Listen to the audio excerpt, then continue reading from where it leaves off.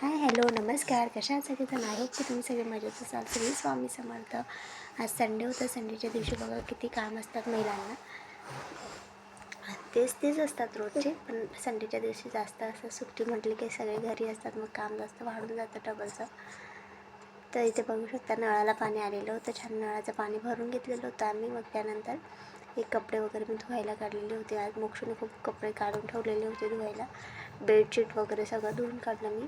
असं पण आठवड्यातून 2-3 वेळा माझी बेडशीट धुवूनच होऊन जाते त्याच्यामुळे. तो कारण त्याच्यावर घाण करत असतं सारखं, त्यामुळे मी बेडशीट सारखे धुवत असते. ते इथे बघा तुम्ही, ते कपडे वगैरे धुवून घेते. छान ऊन व्हायच्या आधीच कपडे धुतलेले बरं असतं. दुपारून खूप कडक ऊन लागतं, मग त्यामुळे मी आधी कपडे धुवून घेते. कपडे टाकून येणार आहे. त्यानंतर मग आता नाश्ता वगैरे बनवायचा. आज मोक्षूचे पप्पा पण घरी आहेत, त्यामुळे आम्हाला आज खूप धावपळ करावं लागेल. कपडे पण धुवून झालेले होते आणि आज कामाला माणसं पण आलेले होते आमच्याकडे.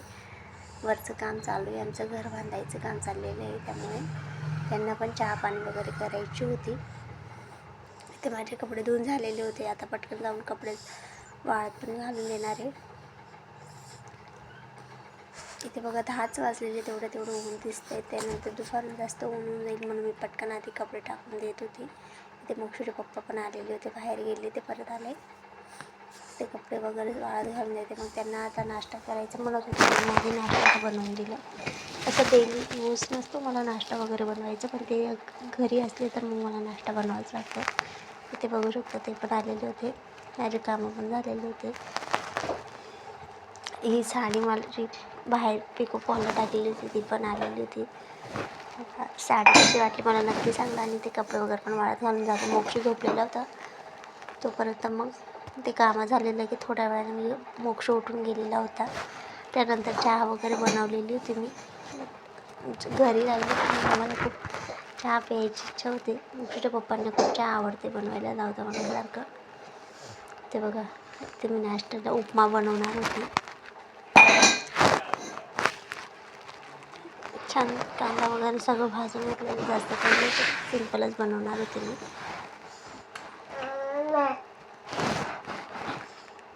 मोक्षूला पण आवडतं आमच्यासोबत, त्यामुळे मग तरी त्याला ते तिखटच लागत होतं, पण त्याने काही खाल्लं नाही.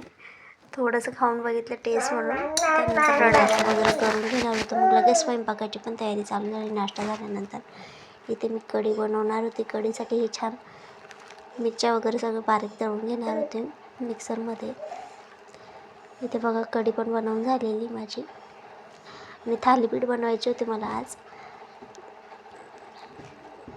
पोळ्या आपण रोज खात असतो, म्हटलं आज नवीन काहीतरी ट्राय करतो, मग थालीपीठ बनवणार होते मी. इथे छान बेसन पीठ होतं भाजलेलं, ते टाकत होते मी.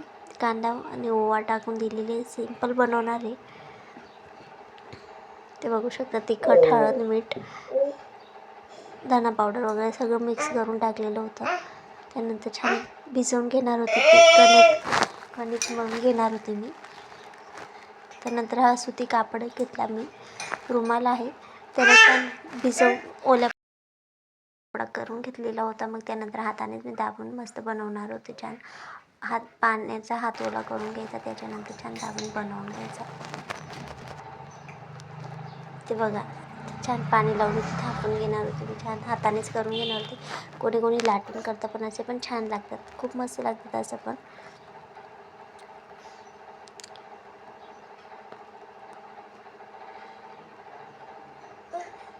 हे बघू शकता, इथे झालेले खूप छान लागतात. असे पण ट्राय करू बघा, खूप मस्त लागतात खायला आणि पटकन होतात ते असं पण. त्यानंतर मोक्ष बघा त्याच्या पप्पांसोबत दिवस कसा वाटला व्हिडिओ नक्की सांगा आम्हाला.